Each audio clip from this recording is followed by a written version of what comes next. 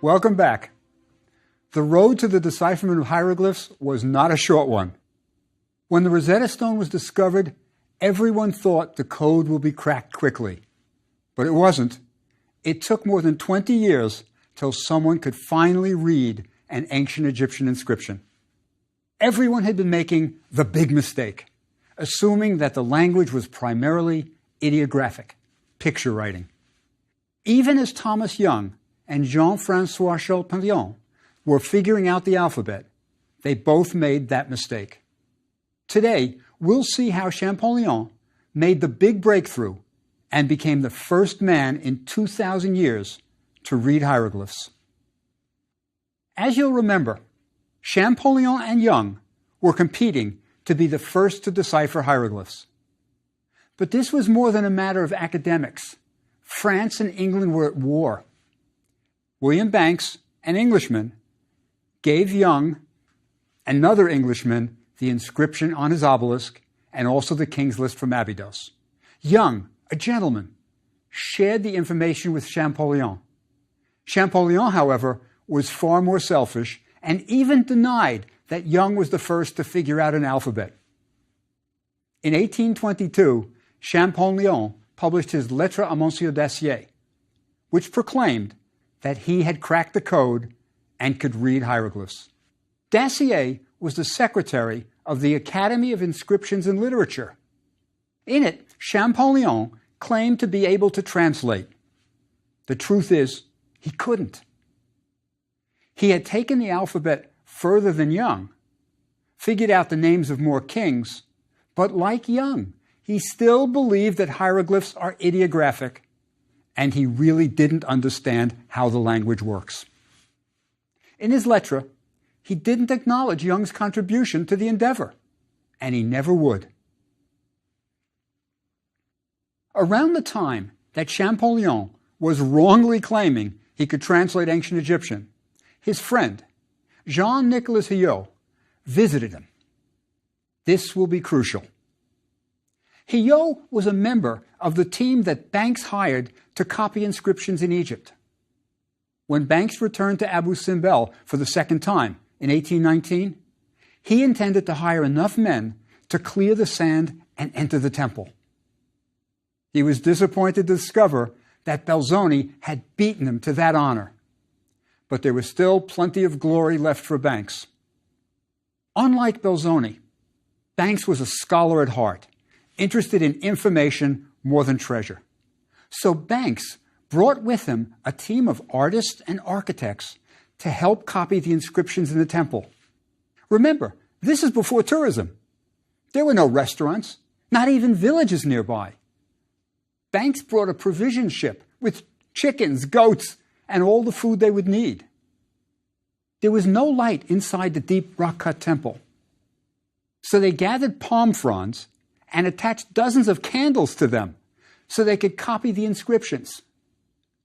Banks and his team spent weeks copying the inscriptions and scenes of Ramses at the Battle of Kadesh that covered the walls of Abu Simbel. But they didn't know it was Ramses. No one could translate hieroglyphs yet. But that would soon change. Hillot showed Champollion his drawings of Abu Simbel. Inside one of the cartouches he had copied are 4 important hieroglyphs. Now, this is where Champollion's knowledge of Coptic becomes crucial. He sees the circle and figures out it's the sun. But he also knows that the Coptic word for sun is Ra. Now he's left with 3 hieroglyphs to decipher. From his alphabet, he also knows that the last 2 hieroglyphs are S's. So he has Ra blank Sissus, Ra Sissus. Champollion also knows from classical sources that there was a King Ramses. So he guesses that the unknown sign is an M. He's very close. The unknown sign is really an MS biliteral, but still, he has the name correct, Ramses. Hillot has his drawings from other sites as well, and he shows Champollion another cartouche. It was known that the ibis represented the god Thoth. And with the other hieroglyphs, he comes up with Thutmosis, another king's name known from the classical writers. But this isn't the breakthrough yet. So far, he just has another name figured out. The breakthrough is when Champollion realizes that Mesis is very much like the Coptic word for birth, Misa.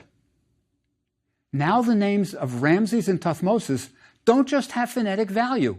They mean something. Ra is born. Thoth is born.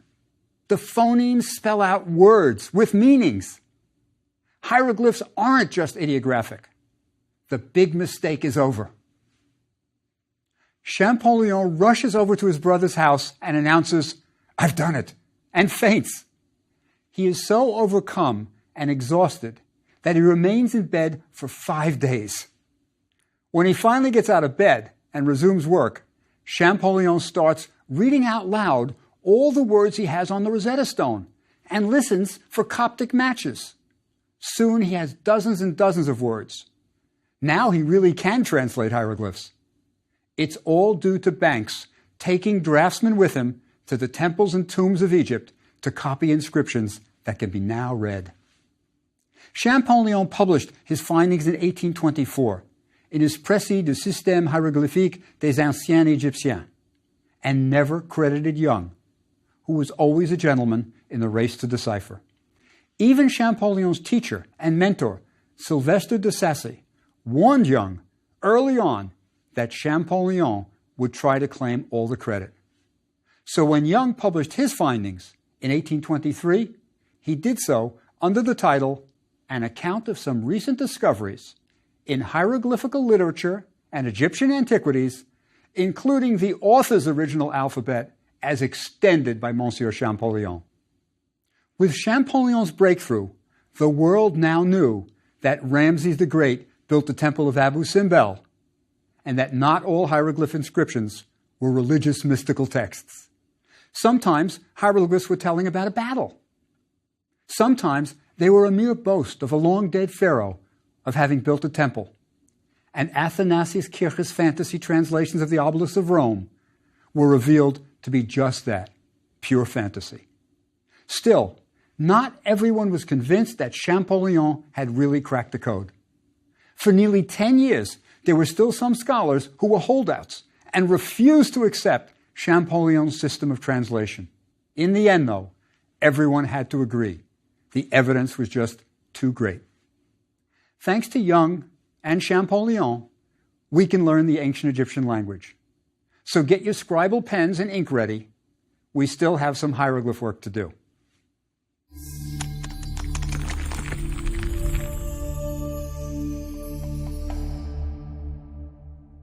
We should begin by translating the homework sentences. First was, the moon rises in the sky. Well, we know we start with the verb. We had this verb in our very first hieroglyphic sentence, Weben Reim Pet, the sun is shining or rising in the sky. So we start with Weben. Next, we need the moon. That's yeah. Our word for in is the owl, so we add that. Now all we need is the word for sky. Pet. The moon rises in the sky. Weben yeah em pet. And that's our first sentence. Good. My guess is that this is now becoming easy for you. If you've been doing your homework, you remember most of the vocabulary words and don't have to look everything up. You know the verb comes first, and you know how to group signs.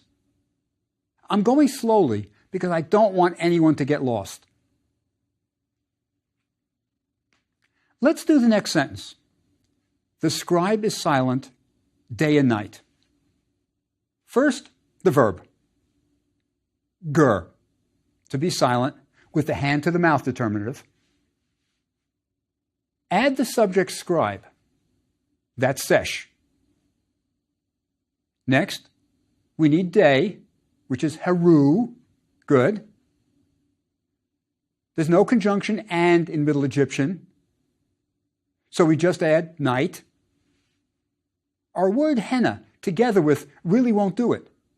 We don't want to say the scribe is silent day together with the night. It doesn't work. So we just put day and night together. The scribe is silent day and night. Ger, sesh, haru, gera. Good. And that's it. Sometimes they would add the owl M before day and night, so it would read by day and by night. Remember, there are no formal written rules of grammar yet.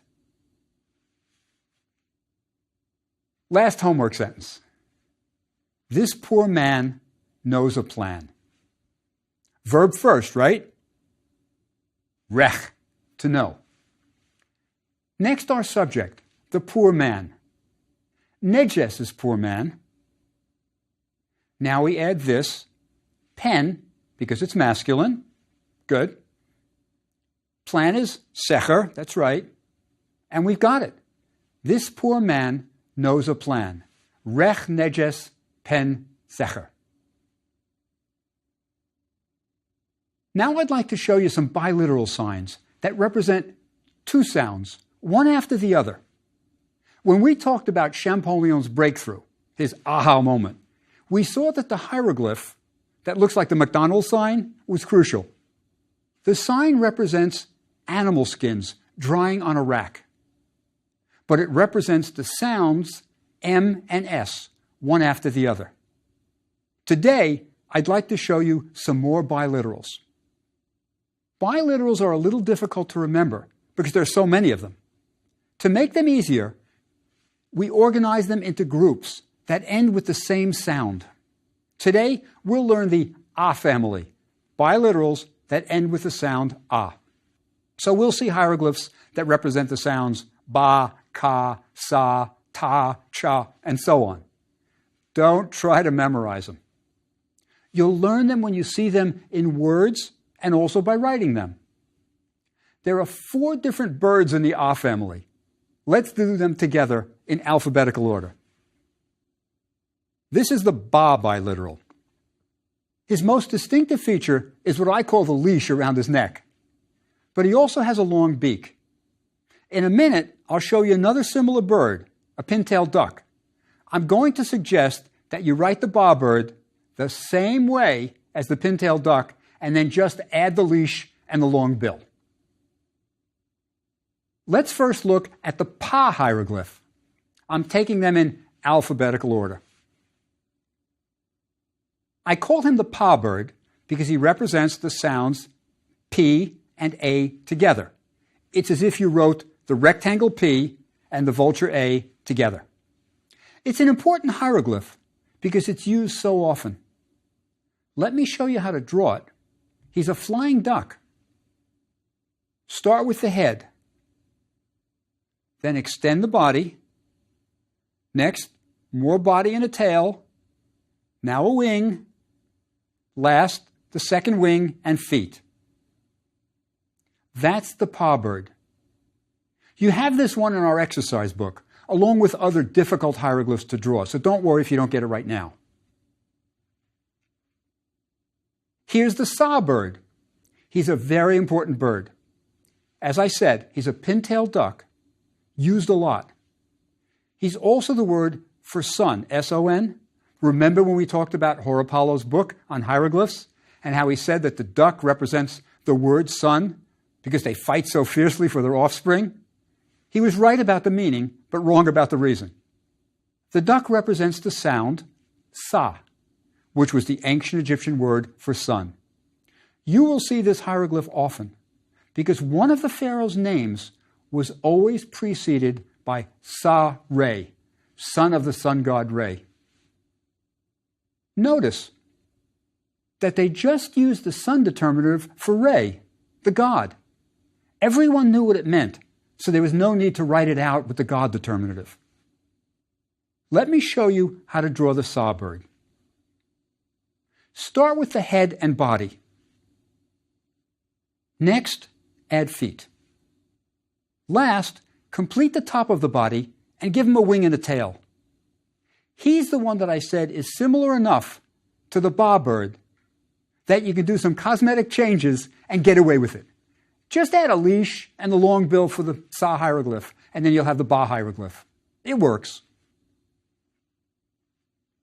Here's the cha bird, and his distinctive feature is that he looks like he's coming in for a landing on water. He's actually a duckling. He too is important, but we'll see him often. Start with the head and lower body. Next, complete the little wings and body. Finally, give him some feet. You may be thinking that the cha bird looks like a triliteral. After all, if we wrote out the sound, we would write cha, and that looks like three sounds. Ch, T, CH, and an A, to ch, ah. No, it's really only two sounds. The ch is only one sound. It may be spelled TCH, but it's one sound. It's made by expelling air once through your teeth while the tip of your tongue is touching the roof of your mouth. Try it. Ch, ch. In English, we need three letters to represent one sound, but it is still just one sound. It's similar to our alphabetic pool hieroglyph for SH. We need two letters to represent it, the S and the H, but it's one sound. Sh. As we learn words that use these bird biliterals, you'll see just how wrong everyone was when they thought hieroglyphs were only ideographic. None of these bird hieroglyphs represent the concept of a bird. They're purely phonetic. This will be reinforced when we see biliterals used in words. But let's complete the A family. Pronounced cha, this is a lotus plant. When it stands alone, it's often the hieroglyph for 1,000. Do you remember the 6,000 captives on the Narmer palette, where there were 6 papyrus plants to indicate the 6,000? Well, this later evolved into the lotus plant. Let me show you the cha biliteral in action, so you can see how biliterals are used in words. That's how you learn them. This word was pronounced secha. The S in front of the biliteral is our usual folded cloth S. Once you remember that the next hieroglyph is the cha biliteral, you realize that the A, the vulture after it, is a phonetic complement. It helps you remember the biliteral's pronunciation. The hand to the mouth, that's a determinative that suggests the word has something to do with speech or thinking, and it does. The word means to remember. So we would pronounce this word secha. Here's a curious-looking hieroglyph. It's pronounced ja and is a bow fire drill. Using a bow, you rapidly turn the obelisk-shaped piece of wood in a smaller block of wood. The friction generates enough heat to start a fire. This biliteral is pronounced ea. It's a wooden column. It's also used vertically. You'll see it upright. Let's do another one. It's pronounced ha, and it's obviously plants. But here, we're only concerned about the sound, ha. This one I call the field goal sign, because it looks like the indication referees give in football games when a field goal is successfully completed. It's pronounced ka, and it's also the word for soul. There were several aspects to a person, and the ka was a kind of double for the body. The wealthy Egyptians even had ka statues. In case something actually happened to their body, the statue could take the place of the body. We'll talk a lot about this later, when you learn to translate the prayers recited by ka priests.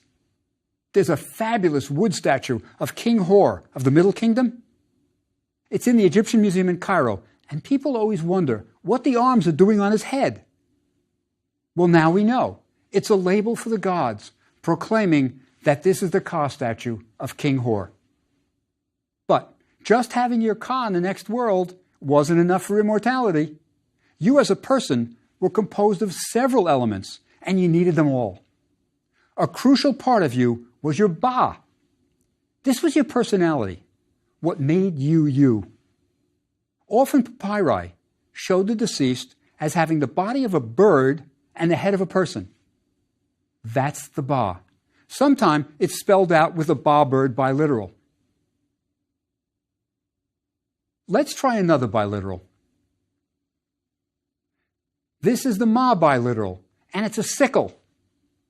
It too is an important hieroglyph because it's part of the word for true and truth. There were several ways of writing the word for truth, and most involved the ma biliteral. Let me show you a common one. The sickle of this course, the ma biliteral. The long, thin rectangle is the base on which a statue stood, and that's another way of writing the M. We remember that. It's equivalent to the owl. So that's a phonetic complement. The arm is usually an eh sound, but the word for truth is usually transliterated as ma'at. You can see the loaf T at the end. We'll soon see the sickle in another word, and it'll become more and more familiar to you. Don't worry. This hieroglyph is of plants growing in a field, and it's pronounced sha. This one, pronounced ta. And we think the hieroglyph depicts a potter's kiln, but I'm not sure about this one. Just one more biliteral. Hang in there. This one is a rope with a loop, and it's pronounced wa.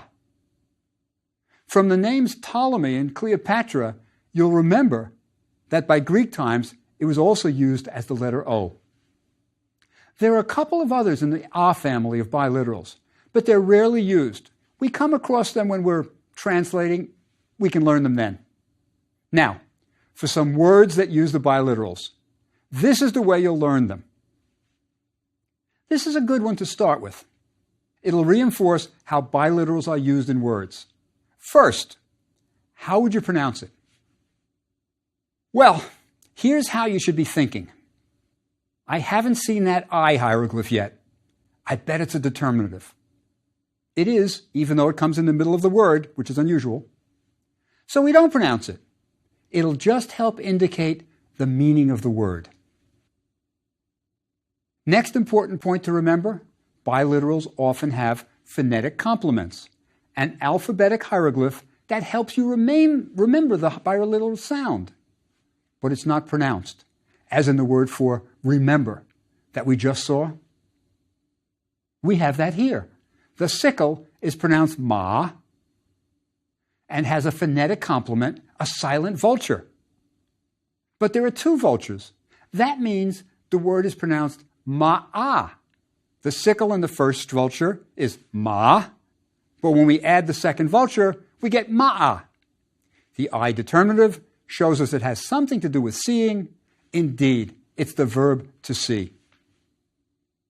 To help you learn biliterals, I suggest you make a chart of them. For now, we only have the A family. So take a sheet of paper and write A on the top with a vulture next to it, since that's the A sound.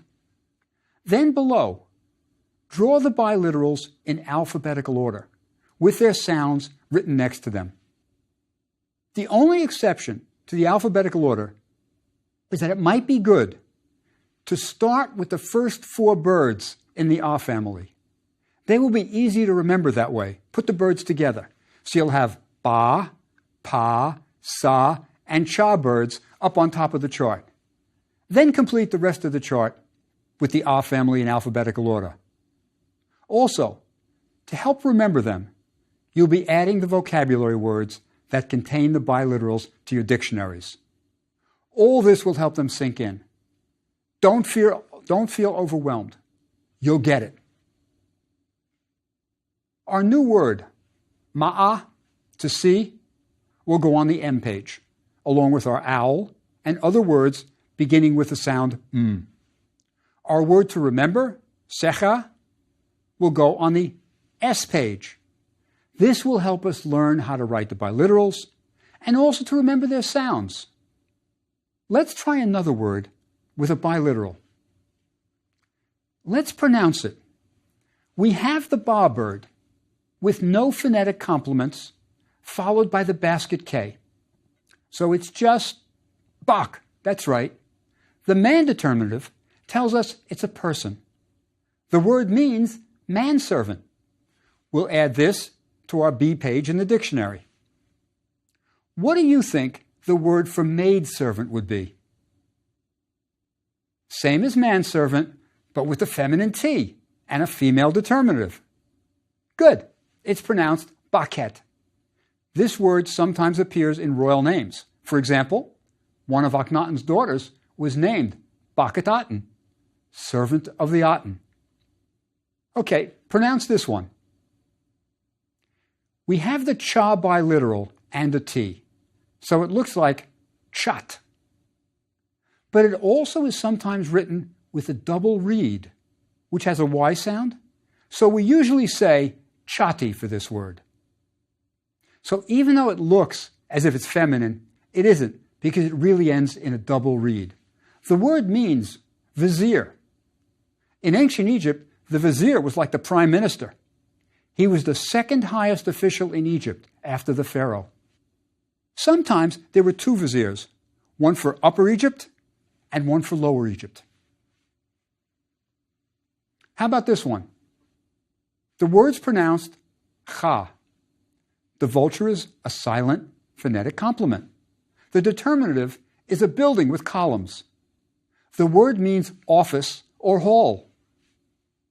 This one is pronounced ja. Given the boat determinative, it obviously has something to do with boats. It's the verb to ferry across or just cross.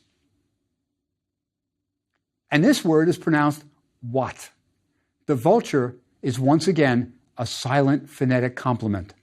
The determinative is a road, perhaps with canals on the side, and the word means road. Often this word is simply written as an ideogram. It's much simpler this way. The T under the ideogram is to show that the word is feminine. It's like our word for city, niwit. Remember? Here's one we've talked about. It's pronounced sa and means sun. It's an idiom because we don't know why there's a stroke, so we call it an ideogram. Bet you can figure out the word for daughter. Yes, sat. She doesn't have the stroke, perhaps because she needs the feminine T, and they want the composition of the hieroglyphs to be pleasing, so the T is placed almost on the duck's back. Here's an unusual one, and it's interesting. It has two determinatives. So our pronunciation, all we have to do is sound out the wood column biliteral. Ea. The donkey determinative tells us it means donkey. Now, can you tell me why there's a phallus there? I think the clue is the difference between a donkey and a mule. Any farmers out there? A mule is the product of a male donkey and a female horse. Mules are always sterile. So the phallus shows us it's a donkey, which is non-sterile. Another cool thing about this word, the ancient Egyptians loved onomatopoetic words, words that sound like what they are. For example, their word for cat was mia, and their word for donkey was ea. I think it's onomatopoetic. One last vocabulary word for today. Let's pronounce it. Seshta. That's our potter's kiln, ta, with two phonetic complements, the T and the A. The papyrus scroll tells us it's something abstract, not seen. It's the word for secret. That's quite a bit to absorb for today. Let me give you a two-pronged homework assignment to help you remember all this. Don't worry, it'll come. First, write a line of each of the biliterals we have learned today. Practice your hieroglyphic handwriting. It'll help you remember the sounds. You can follow the steps in our exercise book for the sequences of how to draw them. It's just what I showed you today. Also, start your biliteral list with the signs you've learned today. Finally, let me give you a few phrases or sentences to translate from English to hieroglyphs for next time. Again, it'll give you a chance to practice drawing on new biliterals. First, the maidservant knows the secret.